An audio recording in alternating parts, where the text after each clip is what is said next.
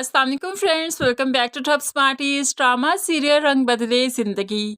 उमाइमा जब से मारिया और अब्दुल्ला से मिलकर आई है और ज्यादा पागलों वाली हरकतें करने लगी कि आते ही अपनी मुलाजमा का गला दबाकर उससे भी मारने की कोशिश की। उसे ऐसे लगा जैसे ये मुलाजमा नहीं मारिया है।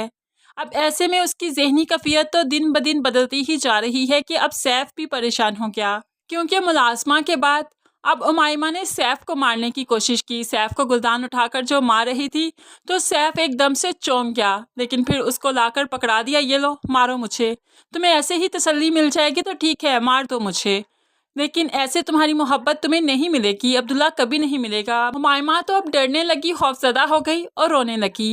अब सैफ उमाइमा की कंडीशन अपने बाप को भी बताता है और कहने लगा अब्दुल्ला बिल्कुल ठीक कह रहा था, इसे किसी हॉस्पिटल में एडमिट करवाना चाहिए। फिर सैफ अपना खदशा जाहिर करता है और कहने लगा बाबा कहीं इसने मेरी झूठी कसम तो नहीं उठाई थी, तब से लेकर आज तक ये ठीक नहीं हो पाई। तो यहाँ पर बाप समझाने लगा नहीं, तुम्हारी बहन है, बहनें भाइयों की झूठी कस्में नहीं उठाया करती और वो तुमसे बहुत मोहब्बत करती है। लेकिन सैफ को अब यकीन हो चुका है कि उसने झूठी कसम ही उठाई थी, जिसकी वजह से वो अब अजियत में है। इसलिए अपने बाप से कहने लगा नहीं, आप देखिए कि मारिया अजियत में नहीं है, वो अब्दुल्ला के साथ अच्छी जिंदगी गुजार रही है, जबकि ये रोज जीती है रोज मरती है। ये तो झूठी कसम का ही असर मुझे लगता है। लेकिन बाप भी समझ गया, लेकिन अभी सैफ के सामने हामी भी नहीं भर सकता।